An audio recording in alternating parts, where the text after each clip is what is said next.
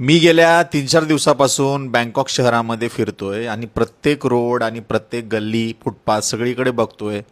इथला कुठला गल्लीतला नेता, इथला आमदार, खासदार कुठला तरी म्हणजे फोटो लावलेला असेल, की ज्यांनी हे रोड बनवला असेल किंवा ज्यांनी ह्या रोडची सफाई केली असेल. पण पूर्ण थायलंडमध्ये मला कुठल्याच नेत्याचे फोटो कुठेही दिसले नाहीत किंवा इथे राहणारी 4-5 छपरी पोरांचे वाढदिवसाचे किंवा केकचे किंवा अजून कसले रील स्टारचे कुठलेही मला इथे फोटोज, बॅनर, होर्डिंग मला कुठेही दिसले नाहीत. नाहीतर आपल्याकडे बघा छोटंसं जरी काम केलं, गल्ली बोळातलं एखादा नाला बांधला, छोटासा पूल जरी बांधला, तर तिथं 10 लोकांचे तुम्हाला फोटो बघायला मिळतात.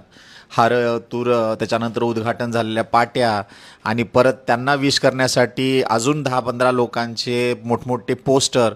हे आपल्या भारतामध्ये सगळीकडे अगदी कॉमन आहे. पण आपल्या देशातल्या बऱ्याच लोकांना मूलभूत गरजा काय आहे, सिव्हिक सेन्स काय आहे, देशाची प्रगती कशी होते ह्याच्यापेक्षा आपल्या आपल्या नेत्याच्या पायाशी लोळण घालत, त्यांनाच आपले आईबाप समजून त्यांचेच बूट चाटत आयुष्य काढायची अगदी खूप म्हणजे खूप जबरदस्त त्यांना सवय आहे. आणि ही सवय मला वाटते येणाऱ्या 500 वर्षामध्ये तर काही जाणारी नाही आहे.